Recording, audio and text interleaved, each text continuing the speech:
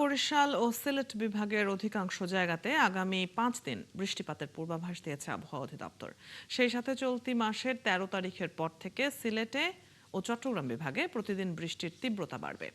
এতে নিম্নাঞ্চল প্লাবিত হলেও বন্যার শঙ্কা নেই বলে জানায় বন্যা সতর্কীকরণ কেন্দ্র।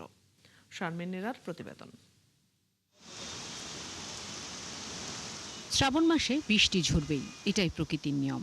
সে নিয়ম মেনে আগামী 5 দিন বৃষ্টিপাত হবে খুলনা, বরিশাল, সিলেট বিভাগের অধিকাংশ জায়গায়। পূর্বাভাস দিয়েছে আবহাওয়া অফিস, যা চলতি মাসের মধ্যভাগে এসে বাড়বে। বৃষ্টিপাত এ সপ্তাহ জুড়েই থাকবে। কখনো কখনো এই ক্যাটাগরি চেঞ্জ হতে পারে, কখনো হালকা থেকে মাঝারি, সেখানে হয়তো বা কোনো কোনো জায়গায় বিচ্ছিন্নভাবে মাঝারি থেকে ভারী বৃষ্টিপাত হতে পারে। তবে এই বৃষ্টিপাতের তীব্রতা একদম বেশি থাকার সম্ভাবনা কম।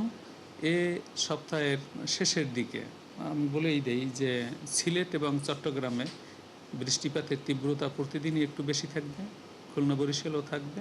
তাছাড়া 13 তারিখের পর থেকে বিশেষ করে রংপুর, ময়মনসিংহ এবং সিলেটে বৃষ্টিপাতের তীব্রতা পুনরায় একটু বৃদ্ধি পেতে পারে। ভারী বৃষ্টি হলেও গরম কমবে না। বৃষ্টিপাতে নিম্নাঞ্চল প্লাবিত হলেও নেই বন্যার শঙ্কা।